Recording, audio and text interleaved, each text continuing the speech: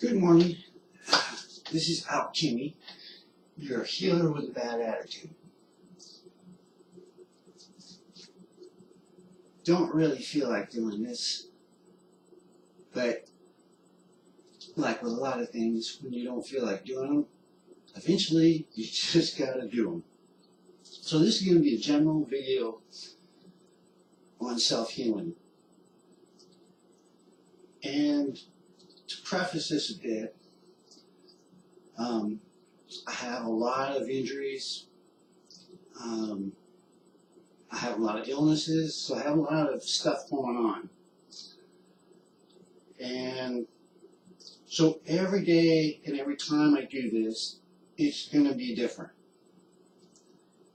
Because I have to work with what I have in my own mind and body.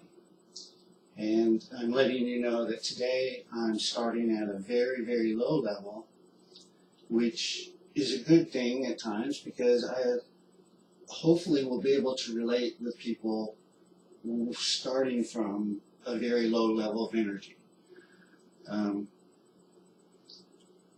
All of our energies are at different levels. They fluctuate. We have good times, we have bad times. We have times where life is great and we're doing fine. We have other times when we're crushed and we're in hell. I've spent a lot of time in hell. And I've had my good times too. But I think I've spent a little more in hell. And I'm really good at walking out of there. And I wouldn't say I'm completely there this morning, but I'm real close to the lower levels, I would say. You know, they do the pain scale thing, so I'd say my pain scale is pretty high. So again, that's good for us. Maybe not when I'm working with people who are athletes, who are the people I usually relate to the most. People who are really in good shape, do yoga and stuff like that. You know, on my good days, I relate better to them because I can move pretty well once I break things free. But today we're not there. Today we're starting from ground zero. When you start from ground zero, when you're in hell, whether it's mental, and I'm doing this today because I have a lot of friends that are having mental troubles of whatever types. And I'm not saying I relate, I'm just saying that the things that I do work equally on the physical, mental, emotional, and spiritual level, on all levels, equally the same. Everything that I do does. Okay, so you're locked up in wherever you're locked up, in your hell, in your mind or in your body. So I'm with you. So where we start is by accepting where you're at, sitting with who you are, with what you are, not doing anything else, just sitting with it, because you're already sitting with it. So just sit with it, and then for a minute, because you're not doing this all the time, but just for a minute, turn it all on. Turn it all on, just for a minute. Feel all of it. And who is hurting you the worst? Who, what, where? What is grabbing your mind? Whatever that thing, that evil, that darkness is, look at it. That main one. Let all the other ones disappear. Focus on that one. Acknowledge that it's very painful. It's more than you can handle. Okay? It's more than you can handle. So what are we going to do? All right? So what we do, everything that I do, starts with breath. Okay? Breath. Big one. Got so many videos, so many people out there teaching breath and how to breathe. There's really only one way. There's really only one way. And you need to find someone that explains it to you in a way that you understand it for the simplicity that it is. Breathing. It's what you do when you're first born because it's autonomous to your autonomous nervous system. You automatically, your body. Well, I'm not sure how they're going to say whether you breathe in or out first, but your body automatically expands and compresses to breathe. Well, it either does or doesn't, whether your autonomous nervous system is working. So generally, yeah, your body does that automatically. So why do people not breathe? It's because throughout their life, from the time they're born, their nervous system gets reset to the point that we hold our breath. So how do you breathe? You exhale. That's how you breathe. Because if you're already holding your breath, you've got this pattern where you've got breath trapped within you, air trapped within your cells, tightening you up, locking you up. The only way you can breathe is to exhale. Push in your stomach, exhale the air very slowly and gently. Inhale into your stomach, fill to the top. Exhale out, top to bottom. Slowly, gently, pull in your stomach. That's the trick, is to do it very gently. Release it. Don't breathe in. Push out, pull in, push out air through your nose. Always do it through your nose, in and out if you can. I'm speaking, so it makes it different. But generally, I'm doing all my inhales through my nose. It's probably very difficult for you to pick up when I'm inhaling and when I'm exhaling, because I've practiced this for a long time and I'm speaking, which makes it more difficult for me. Okay, so exhale. That's how you breathe. So then we start this over again. We're inhaled. We acknowledged our space. We claimed our ground of what we are, who we are. We let go of the idea that we're going to conquer it, that we need help with it. We started with our breath on a physical level. These are common sense physiological facts that do not change with any breath work that anybody does. That is how it started, top to bottom, bottom to top. The exhale part is taught differently by different teachers. The way that I just showed you was a version of Kundalini breath of fire, where they do multiple exhales and very slow inhales. And the difference with what they do and what I do is they do it in a very rapid exhale pattern, as if you were giving birth, and slow inhales, top to bottom. You sort of want to pay attention to your top and bottom, make sure you're breathing 50%, 50%. You're giving both time, that much time that you're working both spaces. They are separate spaces. Most people don't stomach breathe. I've been practicing so many years, I almost only stomach breathe. On top of that, I do smoke cigarettes. My chest, I put focus there because of that, it's more locked up than most people's. So I put more focus on my chest to actually crunch it down, because a smoker's chest will expand and not compress. So I spend extra time compressing my chest. So I think now you're getting an idea that with breath, and that's why I call it breath of work, is with every person they breathe differently. They have different concepts on how to breathe, and they have different work to do to breathe correctly. Again, there's only one way to breathe correctly. Sorry. There's only one way to do it. And the reason I'm saying that is when it gets down to it, when you're in that place of pain and you can't breathe, or let's say you have an injury, or you're on the death's doorstep, you're taking your last breath. How do you breathe? I mean, how do you breathe? I mean, again, the only way to do it when you're in those places, having been there so many times, is to exhale.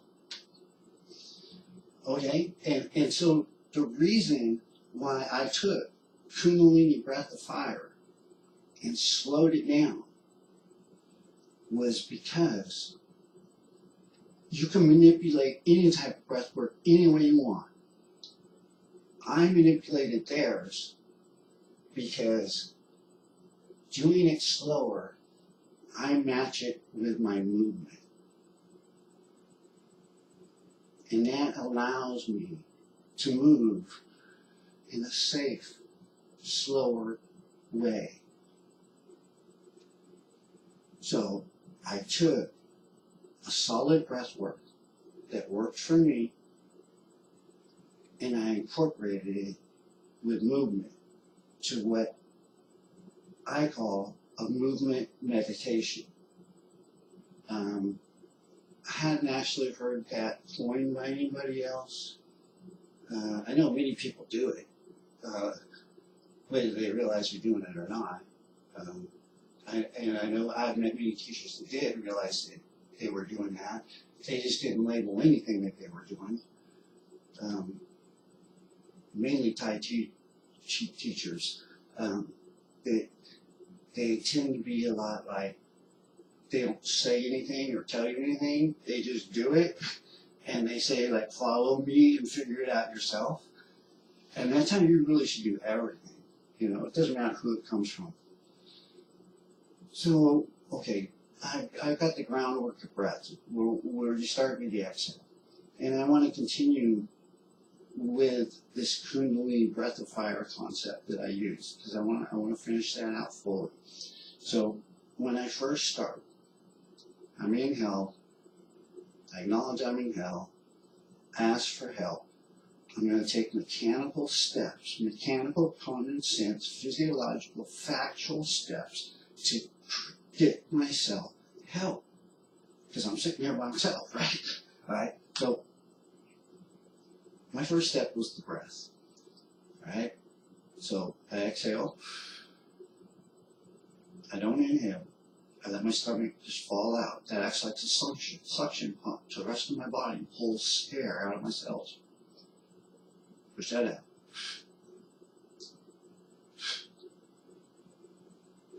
I like to do it slow. Slower the better. Feel everything. And then inhale. And each time you do this, you can do it more. And I count my exhales to make sure each time I add one or two more. And you will keep finding more air to push out, which means you're inhaling more. That means you're breathing more, right? Okay, that's when I start adding in movement, just like I'm doing now. So I'm already meditating, because I have my mind focused on my breath, just by counting. Now I'm starting to feel my body. I just start moving peripheral. Sometimes I start on a periphery. Sometimes I start in the core. Do little circles on my tailbone. Step up one vertebrae. Do circles there. Touching it helps. Put your mind to where you want to bend.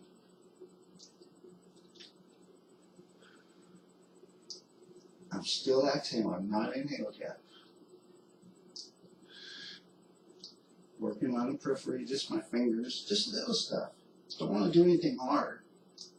Okay, now I'm talking about connecting. I'm already connecting to spirit.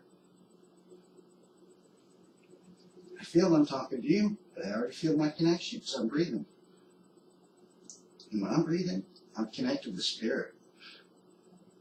And I can do that instantaneously. So can you. All you have to do is exhale. If somebody steps up in your face and they start yelling, or something's going bad, exhale. Your body depressurizes. You're loose, you're fluid. You freak out away. Emotionally, physically, either one. Exhale. It just blows right by your mark. Do an inhale. If it's a bad situation, you do like a little inhale, like if I've got a needle sticking in my spine. This is part of where I learned this technique. And I'll give you the needle technique. If you hold your breath, your cells tighten. The needle, it's hard. It's like going through leather, right? So you exhale. Before they stick the needle in, you let it go in, you keep exhaling. If you got to inhale, you do a little one. You should keep exhaling. Little inhale, exhale. You just keep doing that for however long. I mean, sometimes they have the needle in me for at least 5 minutes, in a single spot while they're turning that thing around. So, it's good to be connected to spirit. You can be connected with spirit and connected with the world at the same time. You don't have to be like the yogi in the caves or me sitting alone in my apartment all alone, and trying to lock out everybody else's energy. You don't have to do that. You can do it anywhere. You can do it in the middle of San Francisco. I do it all the time. That's part of why I know that all this stuff works. I practice it in many, many environments. Okay, so I started in hell. I did some breath work. I do feel a little better. I did a tiny bit of movement, wiggled my hands. And so this being a general, okay, I did breath. I've added some movement. We've connected with spirit. I'm starting to feel peripheral in my body. And I think at this time I'll just abbreviate this because I don't want to run through my whole program, because my whole program and the condition I'm in is going to take me about 4 hours. So in abbreviation, what I'll tell you, what I'm going to do is that I spend a third of my time working from a chair. I spend a third of my time on the floor, and I spend a third of my time doing what's called a standing meditation. Lately, I'm spending more time with standing meditation because I need that for my spine, my bones, and my back. I do need the floor time. I need to work on that. And I probably need a little more chair time.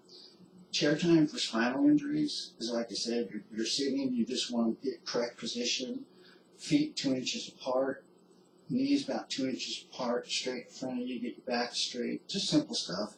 Relax your arms, sit straight, and do circles on your tailbone. It's real simple. Real small ones. Everything we do, we start small. And everything we do circles. And everything we do circles in both directions. It's all about ease and isolation, mostly ease. Because if you don't have ease, you can't keep going. So every time you work out, you want to do it softer than the last time. And you want to feel. And you want to keep balance in your floor, you're sitting, you're standing. You want to keep balance with your periphery, working with your periphery and working with your core, working with your breath, working with your mind. If you need to just sit and feel whatever emotions are going on. Like a lot of yogis and whatnot, they sit still. And I think it's maybe because students just see them sitting still. But the higher level yogis I've talked to about this, they will all tell you that they're actually moving. Most of them.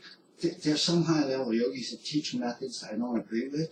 They have singular thoughts. Those thoughts are to be out of body and not connected. Do not agree with those. Very against those. And there are yogis out there teaching those. Be very beware of those. That's all I can say. And beware of anytime you follow a single teacher or a single method, beware of that crap. There is no such thing. It's all very, very individual. You have to do your own work. Nobody's going to come along and do it for you. Only you can connect with the spirit. And again, these are concrete physiological facts that I work with. Because pretty much I won't work with anything else if it don't work. And it hasn't worked for me in the past. And so I will do all three. And I would do the breath. I will incorporate my movement. I will go through all of my joints, isolating, moving, loosening is the main idea. I want to be loose. I do not need strength. No one needs strength. If you have enough strength to stand and move your arms, you have plenty of strength. You just need to use what you got better. So, again, it's all about loosening whatever you got, starting on the periphery, to my feet, my toes. All this stuff's all interconnected and all very important to my back.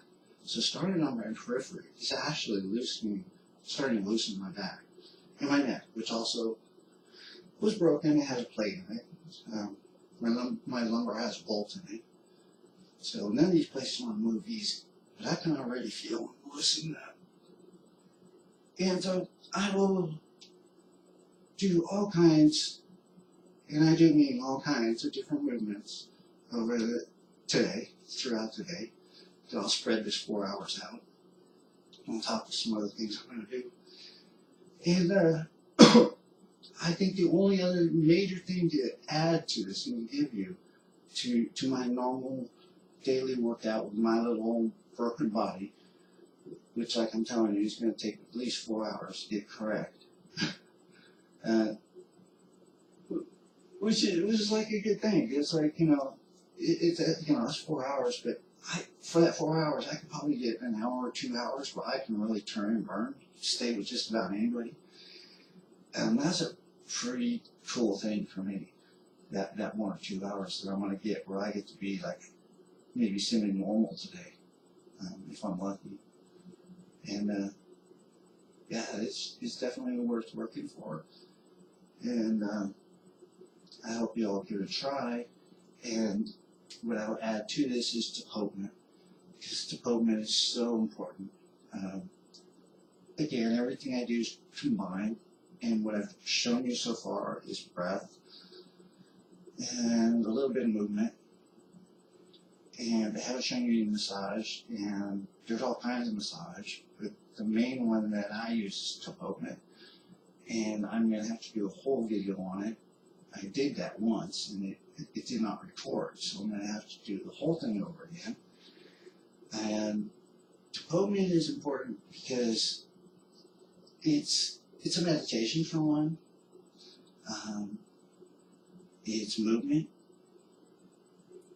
And as far as massage techniques, well, it's my favorite one because for me, I'm most effective with it. I'm really effective with a couple other ones, but I'm super effective with tapotement.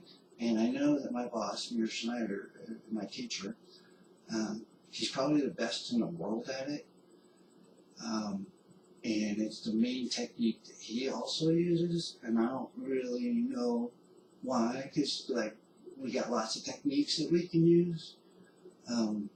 Never really pinned him down on why he uses that the most, and I think it's because we both, it's our most effective massage technique, and there's a couple of reasons for that. I don't want to get fully into tapotement, but tapotement is a vibrational therapy. It can be done with anything, and it can be done with different parts of the body. But the way Mir and I do it most effectively is with our fingertips.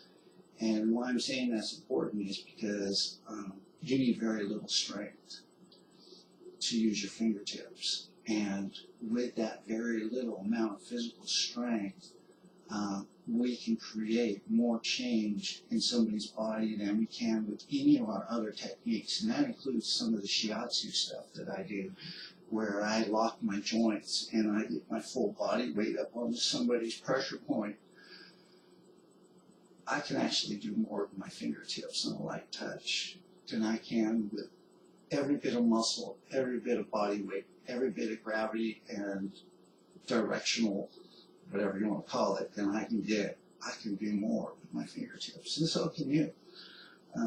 It's a special gift, and again, it's going to take me an hour or so to do that video.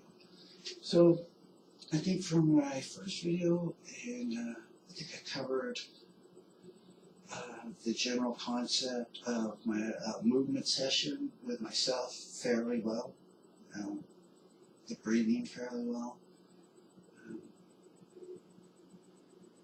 So yeah, that'll be it for today. Later.